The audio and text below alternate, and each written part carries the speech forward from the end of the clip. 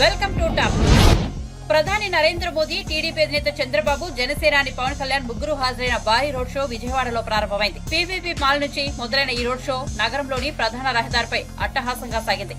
BJP, TDP, Janasena నేతలు, కార్యకర్తలు భారీగా హాజరు కావడంతో రోడ్ షోలో జనసంద్రం కనిపించింది. మూడు పార్టీల జెండాల రెపరెపలు, ప్లక్లాడులు, నినాదాలతో విజయవాడలో ఎన్డీఏ కూటమి కోలాహలం మిన్నంటింది. ఒకే వాహనంపై నిల్చున్న మోదీ, చంద్రబాబు, పవన్లను చూసేందుకు ప్రజలు కూడా పోటెత్తారు. ప్రజలకు అభివాదం చేస్తూ కూటమి అగ్రనేతలు ముందుకు సాగారు.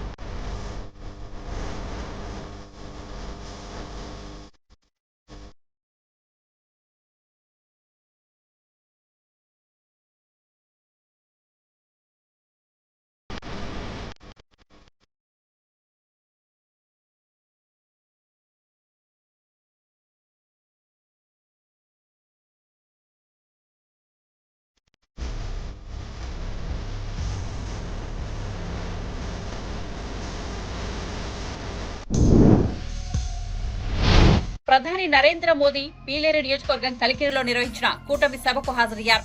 నా ఆంధ్ర కుటుంబ సభ్యులందరికీ నమస్కారాలంటూ తెలుగులో ప్రసంగం ప్రారంభించారు. తిరుపతి వెంకటేశ్వర స్వామికి భక్తి ప్రవృత్తులతో ప్రణమిల్లుతున్నారని తెలిపారు. వాగ్గేయకారుడు అన్నమయ్యను ప్రస్తావిస్తూ తన ప్రసంగం కొనసాగించారు. మోదీ లక్ష్యం ఆంధ్రప్రదేశ్ వికాసం అంటూ తెలుగులో నినదించారు.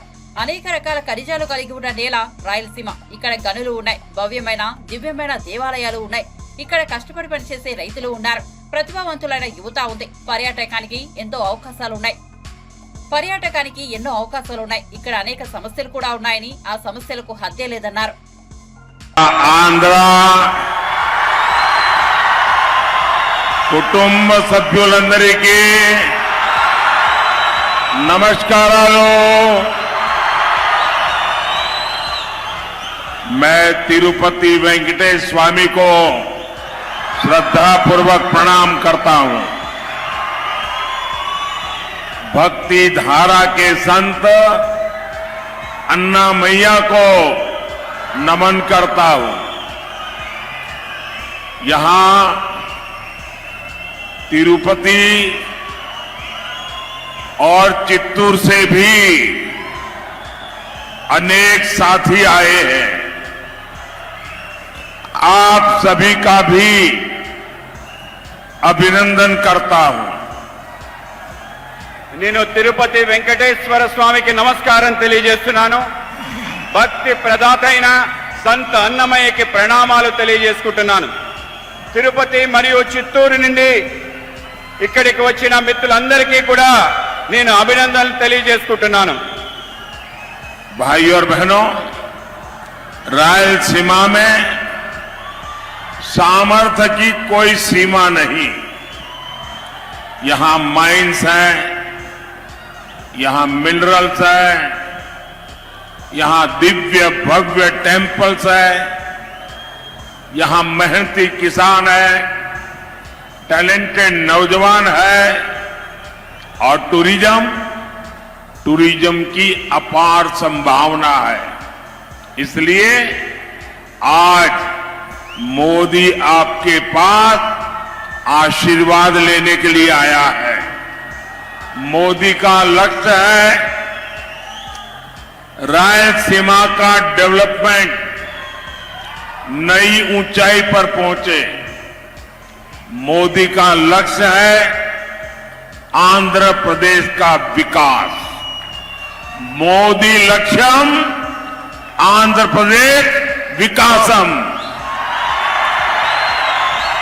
సోదరి సోదరులారా, రాయలసీమలో ఎన్నో సమస్యలు ఉన్నాయి.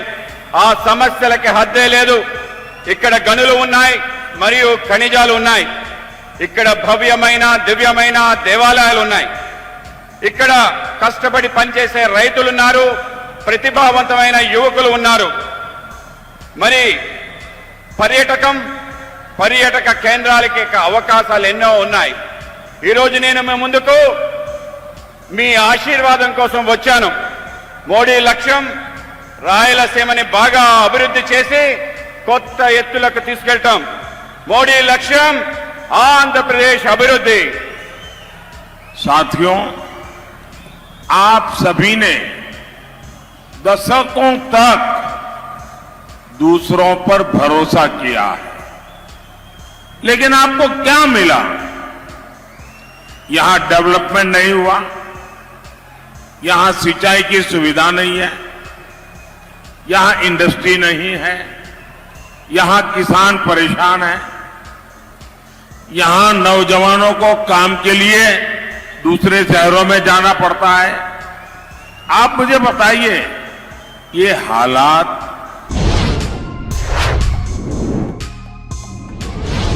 కృష్ణా జిల్లా గన్నవరం నియోజకవర్గం హనుమాన్ జంక్షన్ లో నిర్వహించిన వారాహి విజయవేలు సభకు జనసేన పవన్ కళ్యాణ్ హాజరయ్యారు.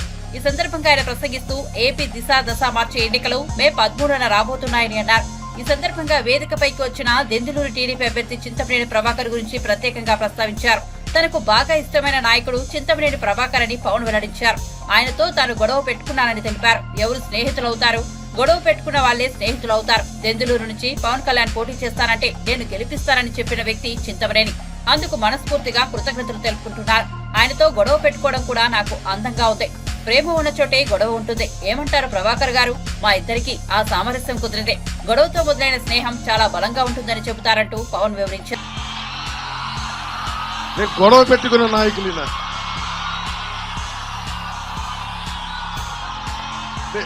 ఎవరు స్నేహితులు అవుతారు? గొడవ పెట్టుకున్న వాళ్ళే స్నేహితులు అవుతారు. అంటే ఈయన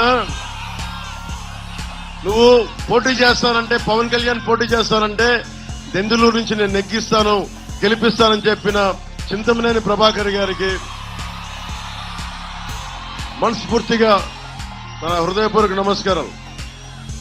ఆయనతో గొడవ పెట్టుకోవడం కూడా అందంగా ఉంటుంది. నాకు ప్రేమ ఉన్న చోట గొడవ ఉంటుంది. ఏం ప్రభాకర్ గారు?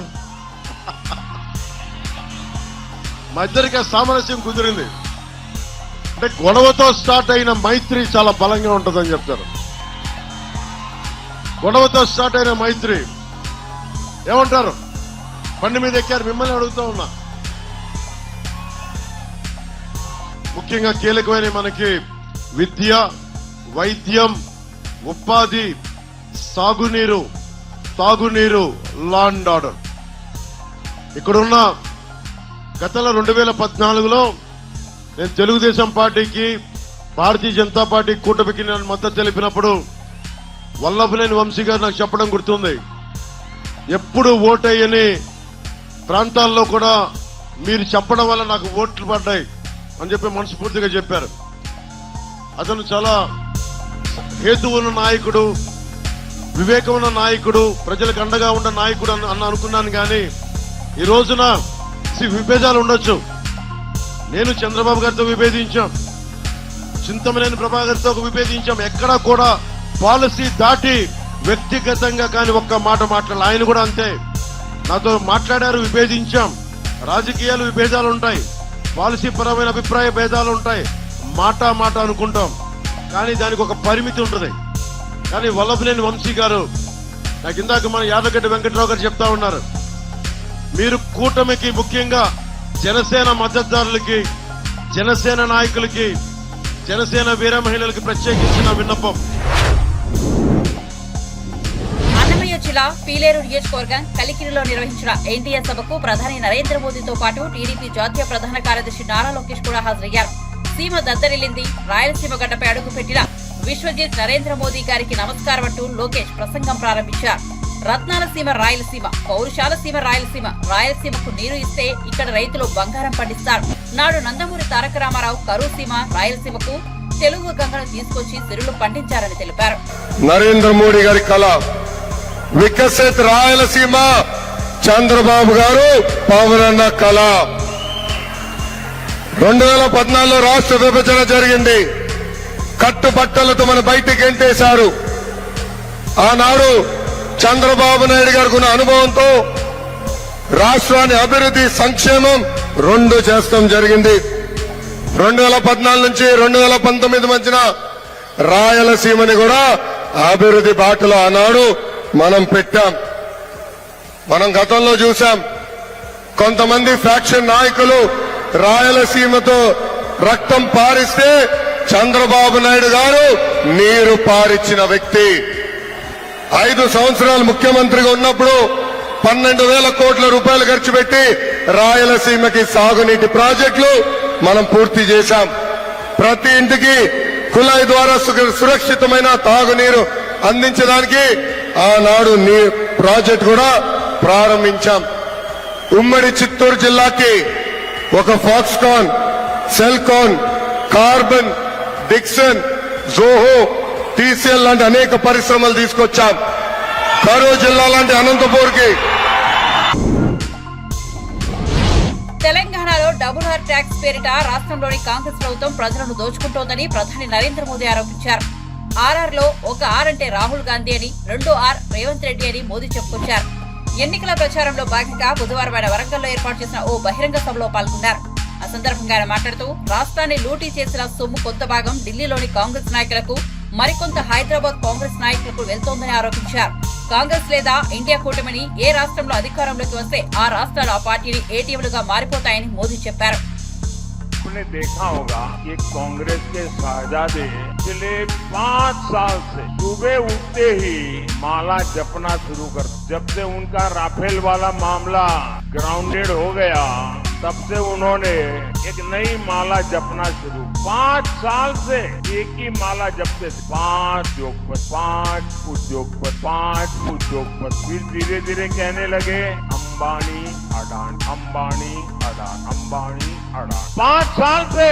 लेकिन जब से चुनाव घोषित हुआ है, इन्होंने अंबानी अडानी को गाली देना बंद कर दिया। मैं आज तेलंगाना की धरती से पूछना चाहता हूँ, जरा ये शाहजादे घोषित करें इस चुनाव में ये अंबानी अडानी से कितना माल उठाया है, काले धन के कितने बोरे भर करके रुपये मारे हैं, क्या टेम्पो भर करके नोटे कांग्रेस के लिए पहुंची है, क्या सौदा हुआ है। आपने रातों रात अंबानी अडानी इनको गाली देना बंद कर दिया। जरूर दाल में कुछ काला है। 5 साल तक अंबानी अडानी को गाली दी और रातों रात गालियां बंद हो गई। मतलब कोई न कोई चोरी का माल टेम्पो भर भर करके आपने पाया है मिथिलारा ये जवाब देना पड़ेगा देश को। బీఆర్ఎస్ నేత క్రిషాంక్ అరెస్ట్ అప్రజాస్వామికమని ఆ పార్టీ కార్యనిర్వాహక అధ్యక్షుడు కేటీఆర్ అన్నారు. ఉస్మానియా విశ్వవిద్యాలయం మెస్ల మూసివేతపై దుష్ప్రచారం చేసిన కేసులో చంచల్గూడ జైల్లో ఉన్న క్రిషాంక్ ను ఆయన కలిశారు. అనంతరం మాట్లాడుతూ క్రిషాంక్ చేసింది తప్పైతే తాను జైలుకు వెళ్తారన్నారు. సీఎం రేవంత్ కు దమ్ముంటే ఆయన పెట్టిన సర్క్యులర్ తమ పార్టీ నేత పెట్టిన సర్క్యులర్ నిపుణుల ముందు పెట్టాలన్నారు. తప్పు చేసిన వారిని జైల్లో పెట్టాలని కేటీఆర్ డిమాండ్ చేశారు. సోదరుడు బీఆర్ఎస్ పార్టీ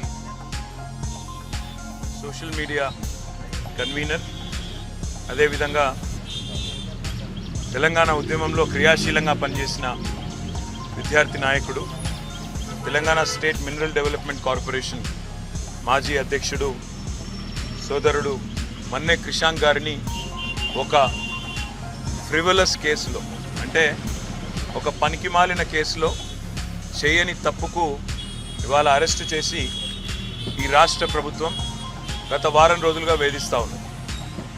తప్పు చేసిన రేవంత్ రెడ్డి ఇవాళ బయట తిరుగుతూ ఉన్నాడు. ఫోర్జరీ చేసి ఉస్మానియా చీఫ్ వార్డెన్ యొక్క లెటర్ను ఫోర్జరీ చేసిన క్రిమినల్ ఏమో ఈ రాష్ట్రానికి ముఖ్యమంత్రి, కానీ అసలు నోటీస్ని బయటపెట్టిన క్రిషాంక్నేమో ఈరోజు చెంచల్గూడ జైల్లో పెట్టినారు. దీన్ని బట్టే చెప్పవచ్చు ఈ రాష్ట్రంలో వ్యవస్థ ఎట్లా పనిచేస్తూ ఉంది, ఈ రాష్ట్రంలో ప్రభుత్వ పనితీరు ఎట్లా ఉందో దీన్ని బట్టే చెప్పవచ్చు. ఇవాళ ఈ రాష్ట్ర ముఖ్యమంత్రిగా ఉన్న రేవంత్ రెడ్డి గారిని నేను అడుగుతా ఉన్నా, క్రిషాంక్ కనుక పెట్టిన సర్క్యులర్ తప్పైతే నేను ఇదే చెంచల్గూడ జైల్లో నేను జైలుకి పోతాను. ఒకవేళ నువ్వు పెట్టిన సర్క్యులర్ ఫేక్ అని మేము రుజువు చేస్తే నువ్వు జైల్లో కూర్చుంటావా అని చెప్పి నేను రేవంత్ రెడ్డిని అడుగుతా ఉన్నా. ఇవాళ మా సోదరుణ్ణి జైల్లో పెట్టి ఈ రకంగా ఇబ్బంది పెట్టడం, ఈ రకంగా కావాలని ప్రభుత్వంలో ఉన్నానని చెప్పి అధికార యంత్రాంగాన్ని అడ్డం పెట్టుకునేదైతే చిల్లర రాజకీయం చేస్తున్నాడు రేవంత్ రెడ్డి. తప్పకుండా ప్రతిదానికి కూడా బదులు చెప్పే టైం వస్తుంది, ప్రతిదానికి కూడా మిత్తితో సహా చెల్లించే టైం కూడా వస్తుంది. ఒకటి మాత్రం పక్కా, ఇప్పుడే క్రిషాంక్ గారిని కలిసినాను నేను, చాలా ధైర్యంగా ఉన్నాడు, చాలా నవ్వుతూ చిరునవ్వుతో చెప్తున్నాడు, ఏం కాదన్నా, నాకేం పర్వాలేదు, నాకు ఉద్యమము కొత్త కాదు, కేసులు కొత్త కాదు, ఏం పర్వాలేదని చెప్తున్నాడు. చేయని తప్పుకు ఇవాళ వారం రోజులు జైల్లో ఉన్నా ఆయనలో ధైర్యం మాత్రం సడలేదు. ఆయన శ్రీమతి కూడా ఇక్కడే ఉన్నారు, సుహాసిని గారు, తను కూడా ధైర్యంగా ఉంది, తన కుటుంబం కూడా ధైర్యంగా ఉంది. ఈ ప్రభుత్వాన్ని నేను డిమాండ్ చేస్తా ఉన్నా, చేసిన వెధవ పనికి ఇప్పటికైనా క్షమాపణ చెప్పి వెంటనే క్రిషాంక్ని విడుదల చేయండి. లేదా నిజంగానే రేవంత్ రెడ్డి నీకు దమ్ముంటే నువ్వు ముందుకు రా, ఎక్స్పర్ట్స్ ముందు పెట్టు, నువ్వు పెట్టిన సర్క్యులర్ పెట్టు, క్రిషాంక్ పెట్టిన సర్క్యులర్ పెడదాం, ఏది ఒరిజినల్లో తెలుద్దాం, ఏది డూప్లికేట్, ఏది ఫోర్జరీ తెలుద్దాం. ఆ తర్వాత ఎవరు చెంచల్గూడలో కూర్చోవాలో కూడా తెలుద్దామని చెప్పి కూడా నేను రాష్ట్ర ముఖ్యమంత్రిని, ఈ రాష్ట్ర ప్రభుత్వాన్ని డిమాండ్ చేస్తా ఉన్నా.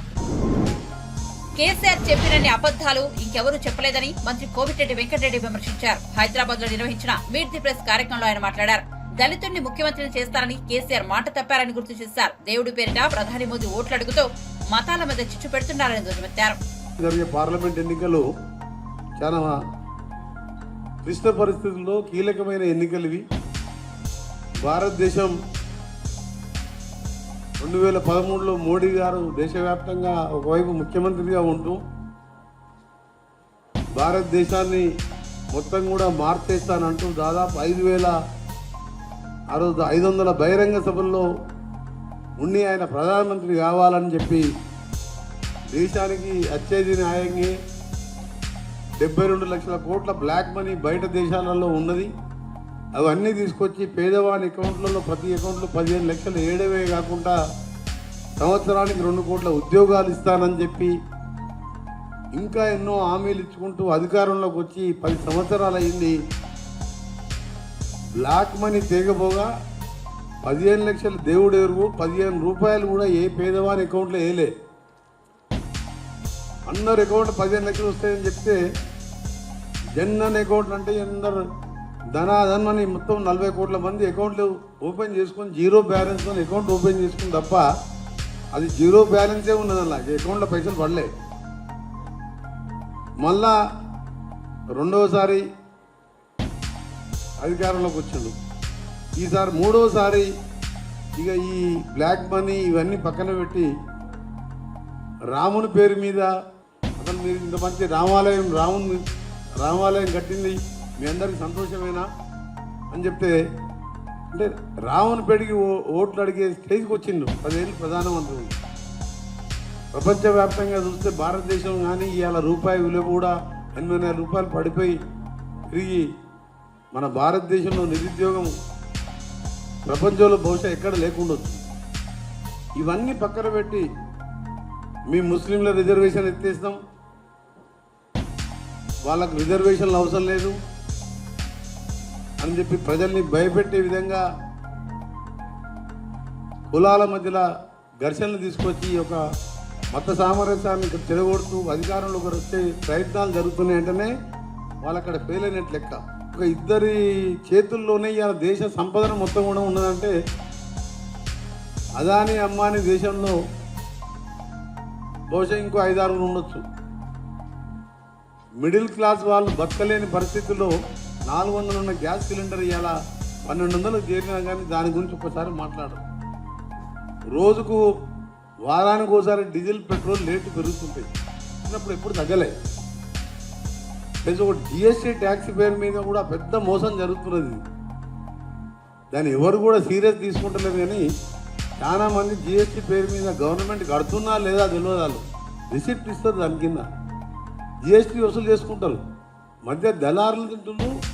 ప్లస్ పేదవాని గవర్నమెంట్ ఆఫ్ ఇండియా కూడా ఆదాయం పెరిగిపోయింది బాగా. ప్రతి వస్తువు మీద జిఎస్టీ అంటారు. కొందరేమో మోసం చేస్తుంది దాంట్లో కూడా పేదవాన్ని జిఎస్టీ పేరు మీద. నోట్ల రద్దు చేసి ఈరోజు మొత్తం కూడా రాత్రి కనీసం రోడ్ల మీద చూసినాం 1-2 స్థానాల్లో డిపాజిట్ కోసం ఆయన పోరాటం చేస్తుంది తప్ప ఏ ఒక్క స్థానం వచ్చే అవకాశం లేదు. కాబట్టి నా టార్గెట్ అంతా ఇవాళ కులాల మతాల మధ్యన ఘర్షణ తీసుకొచ్చి ఎన్డీఏ కూటమితోనే మా టార్గెట్. ఇక్కడ ఒక క్యాస్ట్ కమ్యూనిటీ మనం టార్గెట్ చేస్తే ల్యాండ్ టైటిలింగ్ యాక్ట్ అమల్లోకి తేవడంతో ముఖ్యమంత్రి జగన్మోహన్ రెడ్డిపై ప్రజల్లో తీవ్ర అసంతృప్తి నెలకొందని మాజీ మంత్రి డిఎల్ రవీంద్రారెడ్డి అన్నారు. పులివెందులలో ఆయన గెలవడం కష్టమేనని అభిప్రాయపడ్డారు. వైఎస్ఆర్ జిల్లా కాజీపేటలోని తన స్వగృహంలో ఆయన మాట్లాడారు. అతి కష్టం మీద జగన్మోహన్ రెడ్డి గెలిచినా అవినాష్ రెడ్డి ఓటమి చెందడం ఖాయమన్నారు. ఎంపీ అవినాష్ దిగజారి తనను బెదిరించేందుకు ఎన్నికల ప్రవర్తన నియమాలు ఉల్లంఘించారనే కారణంతో కేసు పెట్టించారని మండిపడ్డారు.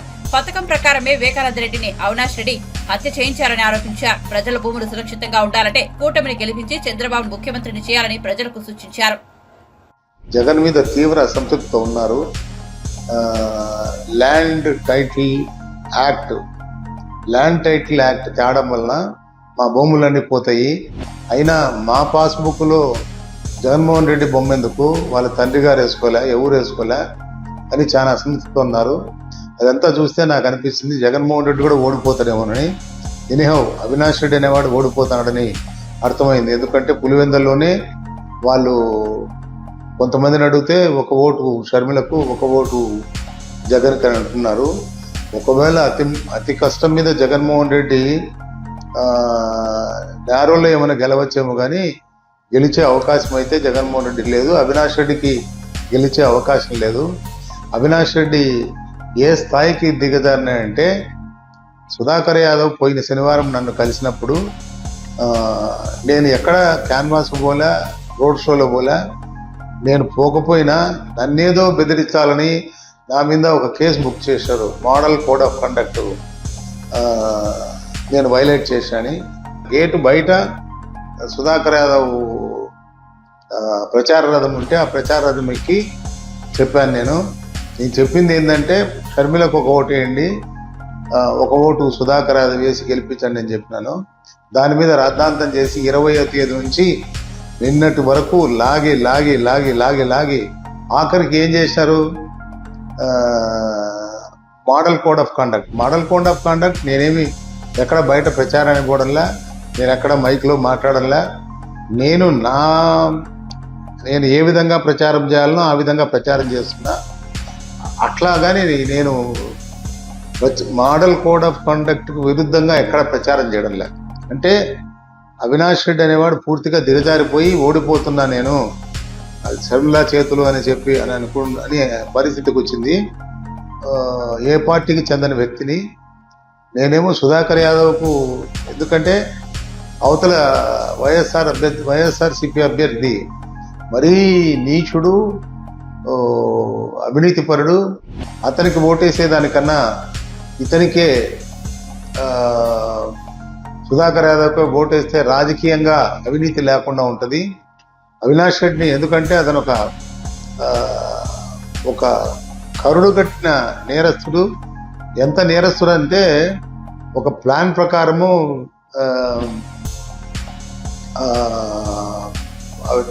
వివేకానంద రెడ్డిని చంపించాడు. ఎట్నో అదృష్టం కొద్దీ విజయమ్మ అమెరికా పోయిందని బతికింది, కానీ లేకపోతే నేను ఎప్పుడో ప్రెస్ కాన్ఫరెన్స్లో చెప్పిన నెక్స్ట్ ఎలక్షన్స్ ముందు ఎవరో కొన్ని షర్మిలను విజయమ్మను లేపేస్తాడని. ఆమె అట్లా అమెరికా పోయింది. షర్మిలకు ఫుల్ సెక్యూరిటీ ఉంది.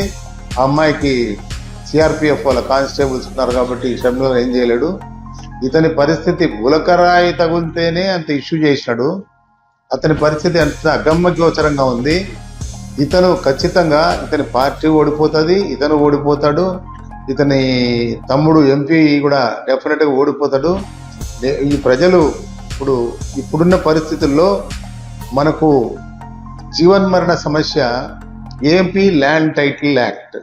ఏపీ ల్యాండ్ టైటిల్ యాక్ట్ నేను కాపీ కూడా తెప్పించిన. Act number 27 of 2023. దానికి ఈ డాక్యుమెంట్లు ఏదైతే ఉన్నాయో మన దగ్గర తీసుకునేటివన్నీ క్రిటికల్ కేర్ అని హైదరాబాద్లో ఉంటుంది. దాని బ్రాంచ్ ఆఫీసు, అమెరికాలో ఆఫీసు. దాంట్లో డిజిటలైజ్ చేసి పెట్టుకుంటారంట.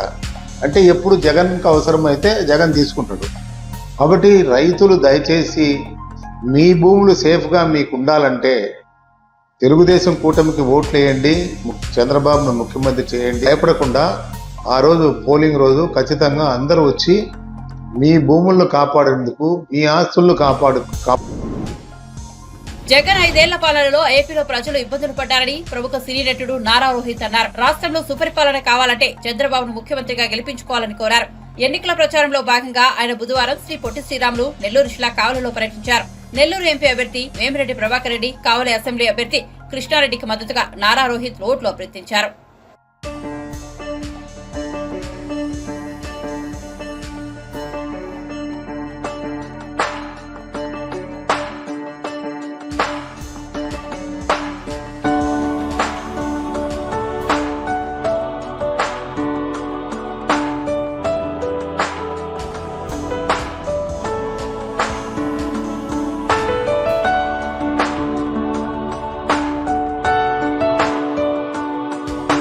నమస్కారం. ఈ 5 ఏళ్ళు చాలా ఇబ్బందులు పడ్డారు అందరూ. తెలుగుదేశం కార్యకర్తలు అయితేనేంటి, జనసేన కార్యకర్తలు అయితేనేంటి, ఈ సైకో ప్రభుత్వంలో అందరూ ఇబ్బంది పడ్డాం. యువతకు ఉద్యోగాలు లేవు, రైతులను ఇబ్బంది పెట్టారు. ఏదో అమ్మఒడి ఇవన్నీ అన్నీ ఇచ్చారు, కానీ దానికి రెట్టింపుగా వెనక్కి తీసేసుకున్నారు. సో మీరందరూ ఆలోచించుకోవాలి, ఈ రాష్ట్రాన్ని బాగు చేసుకోవాలి. ఎందుకంటే మనకు సంక్షేమం ఒకటే ఉంటే సరిపోదు, అభివృద్ధి కూడా కావాలి. ఆ డబ్బులు తీసుకురావాలి కదా. ఇప్పుడు పెట్టుబడులు వస్తేనే కదా ఆదాయం పెరుగుతుంది రాష్ట్రానికి, అప్పుడే కదా సంక్షేమం చేయగలుగుతారు. ఎన్ని రోజులు అప్పు తీసుకోగానే బతకగలుగుతాం. సో మీరందరూ ఆలోచించుకోవాలి, ఈ రాష్ట్రం బాగుండాలి. ఈ రాష్ట్రం బాగుండాలంటే చంద్రబాబు నాయుడు గారు ముఖ్యమంత్రి అవ్వాలి. పవన్ కళ్యాణ్ సినిమాలో ఒక డైలాగ్ ఉంటుందండి, లాస్ట్ పంచ్ మంది అయితే వేరప్ప. పంచ్ బ్యాలెట్ మీద ఉండాలి, అది ఆ ఫ్యాన్ రెక్క తెగిపడి అందరికి పాడాలి. సో మీరందరూ మే 13వ తారీఖున తప్పకుండా ఓటేయాలి. ఎందుకంటే అది మీ భవిష్యత్తుకు మీరేసుకునే దారి అది.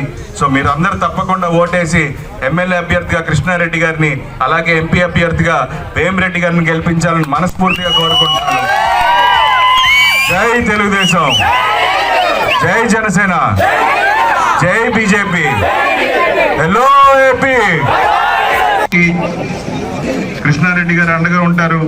మీ అందరి భవిష్యత్తుకి చంద్రబాబు నాయుడు గారు గ్యారంటీ. ఆయన అలాగే సూపర్ 6 అని అనౌన్స్ చేశారు. అలాగే ఈ ముఖ్యమంత్రి, సైకో ముఖ్యమంత్రి ల్యాండ్ టైటిలింగ్ యాక్ట్ అని చెప్పి ఒకటి తీసుకొచ్చాడు.